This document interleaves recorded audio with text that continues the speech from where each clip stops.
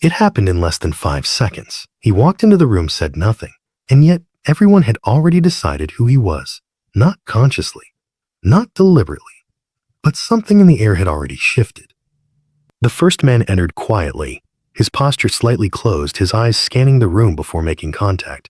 When he spoke, his voice was soft, almost hesitant. The second man walked in moments later. He smiled instinctively, shoulders relaxed, making brief but direct eye contact with those around him. He hadn't said anything particularly remarkable. No clever lines, no grand gestures. And yet, by the end of the evening, people described him as a confident, a trustworthy, even likable. The first man, reserved. Maybe a bit insecure, hard to read.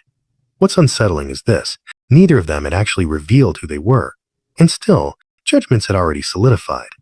We like to believe we are thoughtful evaluators of people, that we take time, gather evidence, and form balanced opinions, but in reality, the human mind operates very differently. We form impressions instantly, and then spend the rest of our time defending them. It's not that we observe and then decide.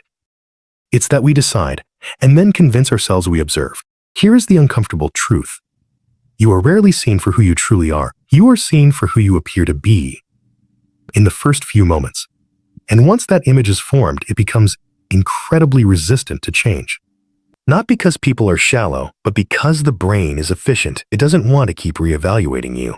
It wants closure. This phenomenon is rooted in what psychologists call the primacy effect. The primacy effect suggests that the information we encounter first has a disproportionate influence on our overall perception. In simpler terms, what people see first becomes the lens through which they interpret everything else about you. If your first impression signals warmth, your mistakes are forgiven. If your first impression signals awkwardness, even your strengths can feel uncertain. Closely tied to this is something known as the halo effect. When someone appears confident or attractive, we unconsciously assume they possess other positive traits: intelligence, kindness, competence. And the reverse is also true. A slightly negative first impression can cast a long shadow. In a well-known study conducted at Princeton University, researchers found that people form judgments about a stranger's trustworthiness, competence, and likability in as little as 100 milliseconds. That's less time than a blink. And what's more striking, extending the time didn't significantly change the judgment. In other words, more information didn't necessarily lead to better understanding. It simply reinforced the initial impression. The brain, once it decides, prefers consistency over accuracy. This reveals something deeper about human perception. We don't just see reality, we construct it. Every person we meet becomes a story in our mind, and the opening scene determines how the story unfolds.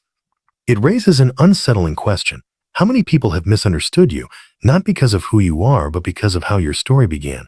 And perhaps even more unsettling, how many people have you misunderstood because they didn't present themselves correctly in those first fragile seconds? So, the consequences of this are subtle but far-reaching. Opportunities are often decided before conversations truly begin.